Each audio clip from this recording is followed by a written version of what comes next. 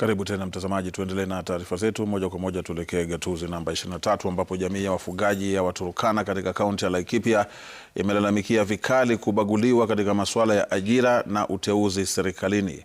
Viongozi wa jamii hiyo wanashinikiza kutambuliwa kwa jamii yao.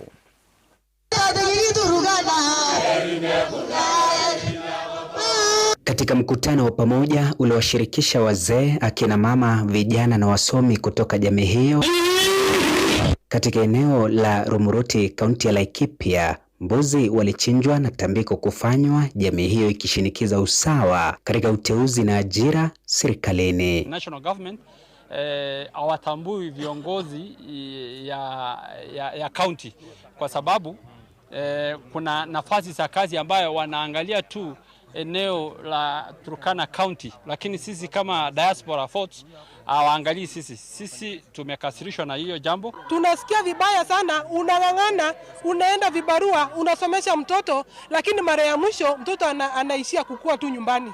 Tafadhali mtuangalie kwa nafasi za kazi, ndio watoto wetu waweze kuelimika pia bana. Hata sisi tusikia vizuri watoto wakiwa huko juu. Jamii hiyo ya wafugaji inashinikiza ujenzi wa mabwawa ya maji kwenye maeneo yao ili kuondolea dhiki ya kukata kiu. Mambo ya dams, sisi ni jamii ya wafugaji.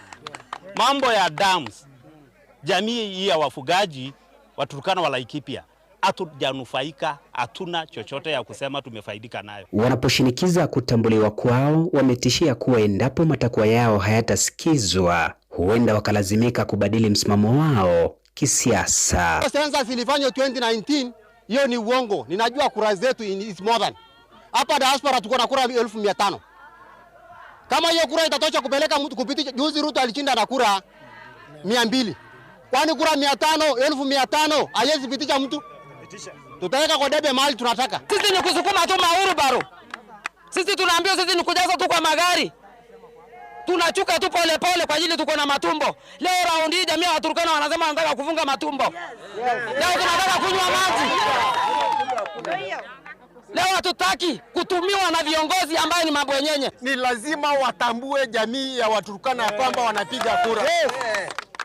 Sisi tumeamua kwamba hakuna kura zetu zitatoka nje. Sisi tutalinda kura zetu, tutapatia watu wetu kama vile jamii nyingine nalinda kura ya watu wengine. Tayari wazee wametwikwa jukumu la kuunganisha jamii hiyo kabla ya uchaguzi mkuu ujao. Jamii hii inapoibua tuhuma za kubaguliwa serikalini, wameungama kwamba wataendeleza umoja wao, umoja ambao utatikisa maamuzi makuu ya uchaguzi mkuu ujao mwaka 2027. Bonfas Barasa, Runinga Citizen, gatuzi la Laikipia.